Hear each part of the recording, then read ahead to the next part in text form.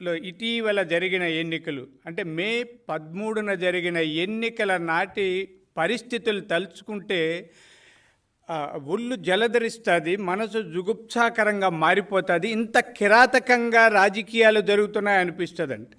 జగన్మోహన్ రెడ్డి గారి కిరాతక పరిపాలన ఎంత దారుణంగా ఉందో, ఎంత హింసాపూరితంగా ఉందో, ఈ రాష్ట్రాన్ని ఎంత భయభ్రాంతులకు గురి చేసిందో మనం ఆ చరిత్ర చూస్తే తెలుస్తుందండి. ప్రధానంగా రాయలసీమలో మరింత ప్రధానంగా అంటే చిత్తూరు జిల్లా, తర్వాత అనంతపురం జిల్లాలో విచ్చలివిడిగా కిరాతక రాజకీయాలకు పాల్పడ్డారండి.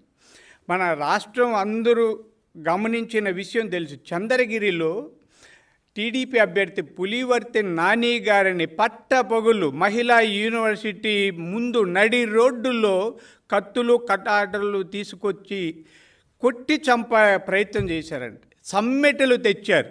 రాష్ట్ర చరిత్రలో లేదా రాయలసీమ చరిత్రలో సమ్మెటితో తలపగల కొట్టి చంపాలనుకుంటున్న ఆ దుశ్చర్య మొదటిసారిగా తిరుపతిలో కనిపించిందండి.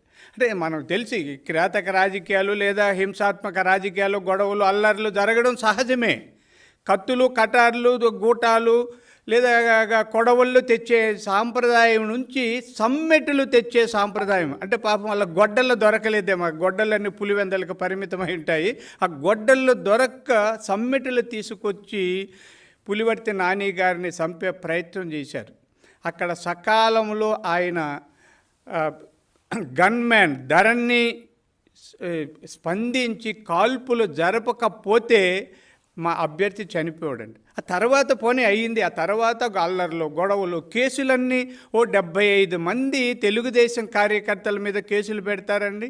వాళ్ళే మమ్మల్ని చంపడానికి వచ్చి మా పార్టీ వాళ్ళని పూర్తిగా అక్కడ ఎవరు లేకుండా ఏదో ఏమనుకున్నారో తెలియదు చేసి ఆ తర్వాత అనామకులు, అమాయకులు అందరి మీద కూడా కేసులు పెట్టారు. పులివర్తి నాని గారిని కొట్టని వాళ్ళు, రాని వాళ్ళు కూడా ఎవరైనా ఉంటే వాళ్ళ మీద కూడా పెట్టారు. అరే ఎవరో ఒకరి మీద కేసులు పెట్టాలి, ఆ కేసులు పెట్టినట్టు నటించాలని పోలీసులు చేశారండి.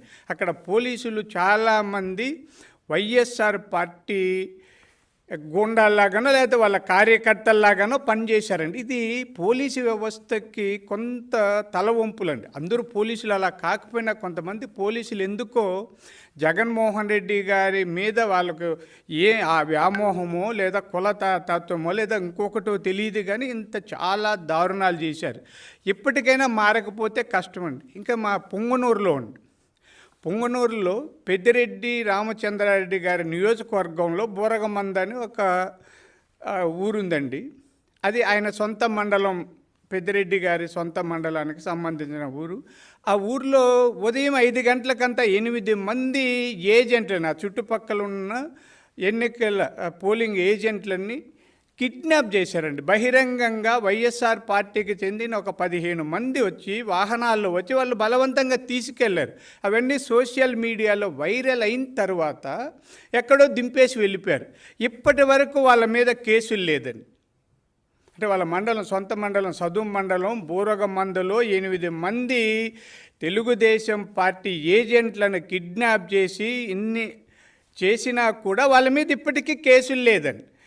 దాని మీద అక్కడ చెల్లా రామకృష్ణారెడ్డి గారు అభ్యర్థి కంప్లైంట్ చేశారు. మాజీ ముఖ్యమంత్రి నల్లారి కిరణ్ కుమార్ రెడ్డి గారు కూడా ముందు నుంచి హెచ్చరిస్తున్నారు. దాని మీద కంప్లైంట్ చేశారు. ఆయన ఎంపీ అభ్యర్థి, ఈయన ఎమ్మెల్యే అభ్యర్థి.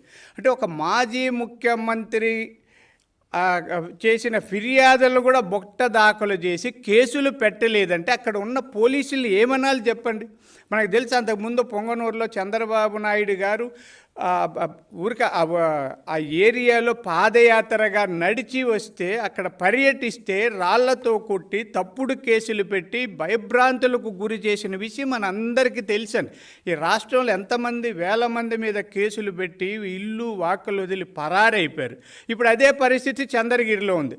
అంటే చిత్తూరు జిల్లా, ప్రశాంతంగా ఉన్న చిత్తూరు జిల్లాలో జగన్మోహన్ రెడ్డి గారు ముఖ్యమంత్రి అయిన తర్వాత పులివెందల సంస్కృతిని తీసుకొచ్చి ఇక్కడ ఆపాదించారండి. అలా అన్నీ ఈ రాష్ట్రాన్నంతా పులివెందలు చేయాలనుకున్నారు. అయితే ఆంధ్రప్రదేశ్ ప్రజలు చాలామంది అంటే మెజారిటీ వాళ్ళు ప్రజాస్వామ్యవాదులు కాబట్టి హాయిగా కొంత ఈ ఎదుర్కొంటూ వచ్చారు, మా వైపు నిలబడ్డారు, తెలుగుదేశం పార్టీకి అధికారం కట్టబెట్టబోతున్నారండి.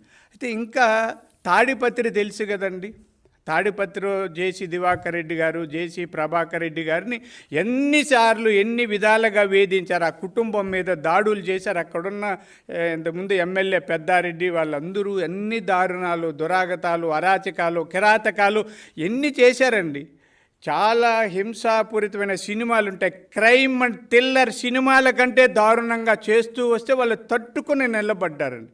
ఎన్నికల రోజు ఏమైందండి, భయభ్రాంతులకు గురి చేసి జేసీ ప్రభాకర్ రెడ్డి గారి ఇంటి మీద వెళ్ళి ఆయన కంప్యూటర్లన్నింటి అంటే ఆధారాలు లేకుండా చెరిపేయాలని గొడవలు చేసి రచ్చ రంపు చేస్తే పోలీసులు బాష్పవాయువు ప్రయోగం చేయాల్సి వచ్చింది. ఆ బాష్పవాయువు ప్రయోగం వల్ల జేసీ ప్రభాకర్ రెడ్డి గారు కూడా హాస్పిటల్లో ఉండాల్సింది.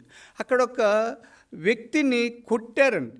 ఎస్పీ అంటే డిఎస్పీ చైతన్య గారు చాలా ఏకపక్షంగా వ్యవహరించి ఆయన పోలీస్ అన్న విషయం మర్చిపోయి నేను వైఎస్ఆర్ పార్టీ కార్యకర్తను లేదా వైఎస్ఆర్ పార్టీ పంపిన గూండాగా వ్యవహరించారు తప్ప పోలీసుని, ఈ పోలీస్ అంటే శాంతి భద్రతలు రక్షించాలి, సమసమాజవాదాన్ని బతికించాలి, ప్రజాస్వామ్యాన్ని రక్షించాలి అన్న దృక్పథం మారి నేను ఎవరికో తొత్తుగా వ్యవహరిస్తున్నాను, నేను వాళ్ళ తాబేదారిని అన్నట్టుగా వ్యవహరించారు. ఈ 3 ప్రాంతాల్లో చూస్తే మనం చంద్రగిరి కానీ, పొంగనూరు కానీ, తాడిపత్రిలో ఎంత దారుణాలండి. జగన్మోహన్ రెడ్డి గారు నేను అంటే మన ప్రాంతం వాడుగా కొంత మీకంటే వయసులో పెద్దవాడిగా చెప్తారు, రాజకీయాలు ఎంత కిరాతకాలు అవసరం లేదండి. అధికారం కోసం, పదవుల కోసం, ప్రజాస్వామ్యాన్ని, మానవ విలువలను తుంగలో తొక్కి కత్తులు కటార్లతో రాజకీయాలు చేయాలనుకుంటే ఇప్పుడు జరగదండి. కత్తులు పట్టి రాజకీయాలు చేసిన వాళ్ళ కత్తులకు బలయ్యారు, దౌర్జన్యాలు చేసిన వాళ్ళ దౌర్జన్యాలకు బలయ్యారు, హింసాపూరిత రాజకీయాలు చేసిన వాళ్ళు ఆ హింసకే బలయ్యారు. అంటే ఏది చేస్తామో మనకి దేవుడు అదే చూపిస్తారు అన్నది, అంటే చర్య ప్రతిచర్య సమానంగా ఉంటుంది. మీరు చేసే చర్య ప్రతి చోట అది ప్రకృతి ధర్మం. కాబట్టి జగన్మోహన్ రెడ్డి గారు ఎలాగూ జూన్ 4 తర్వాత మీ పార్టీ అంతమవుతుంది. మా వరలరామయ్య గారు చెప్పినట్టుగా మీ దుకాణం బంద్ కాక తప్పదు, మీ కొట్టు ఖాళీ చేయాలి, మీ గుడారం మూసేసుకోవాలి. ఆ తర్వాత అయినా ఒకసారి రాజ్యాంగాన్ని, ప్రజాస్వామ్య విలువల్ని, మానవత్వాన్ని గురించి చదువుకొని రాజకీయ నాయకుడు ఏం చేయాలో, ఎందుకు సమాజంలో బతకాలో, సమాజాన్ని ఎలా ఉద్ధరించాలో, అభివృద్ధి అంటే ఏమిటో, పరిపాలన అంటే ఏమిటో, ఆ విధానాలు ఏమిటో ఒకసారి చదువుకోండి. మళ్ళీ భవిష్యత్తులో మీరు రాజకీయాలు వద్దని మేమేమి అనడంలే. అంటే మేము ఒక పార్టీ, తెలుగుదేశం పార్టీ రాష్ట్రంలో ఉండాలని కోరుకోరు మా చంద్రబాబు నాయుడు గారు. ఆయన ప్రజాస్వామ్య ప్రియులండి, ప్రతిపక్షాన్ని కూడా బతికించాలన్న ఉత్తమమైన వ్యక్తిత్వం ఉన్న వ్యక్తి ఆయన. కాబట్టి మిమ్మల్ని మేము మీలాగా కిరాతకాలు చేయము జగన్మోహన్ రెడ్డి గారు. మీరు మంచి వ్యక్తిగా మారి రాజకీయాలలో ఉత్తమ విలువల్ని కొనసాగించడానికి ప్రయత్నం చేయండి. ఒక పరిపుష్టమైన ప్రజాస్వామ్యాన్ని ఆంధ్రప్రదేశ్లో బతికించండి. చాలా గొప్ప వాళ్ళు పుట్టిన రాయలసీమ అండి మంది, చాలా గొప్ప వాళ్ళు. మీకు తెలుసు, మీ పక్క అనంతపురం జిల్లాకు చెందిన నీలం సంజీవ్ రెడ్డి గారు ఏకగ్రీవంగా రాష్ట్రపతి అయినారండి. అంత ఉత్తములు పుట్టిన ఈ రాయలసీమలో హింసాపూరిత రాజకీయాలని కొనసాగించకుండా కట్టి పెడితే మంచిది. మంచి మనస్సుతో, మంచి నడవడితో సంస్కారయుతమైన రాజకీయాలు చేయండి. అలాగే పోలీసు మహానుభావులారా, కొందరికండి, అందరూ కాదు, చాలా ఉత్తములు కూడా ఉన్నారు. మీరేదో వైఎస్ఆర్ పార్టీ కోసం బతుకుతున్నట్టు, వైఎస్ఆర్ పార్టీ వాళ్ళ ఇచ్చిన జీతం తీసుకుంటున్నట్టు, వైఎస్ఆర్ పార్టీ వాళ్ళ యూనిఫామ్ వేసుకున్నట్టు తప్పుడు కేసులు పెట్టకండి, బలైపోతారు.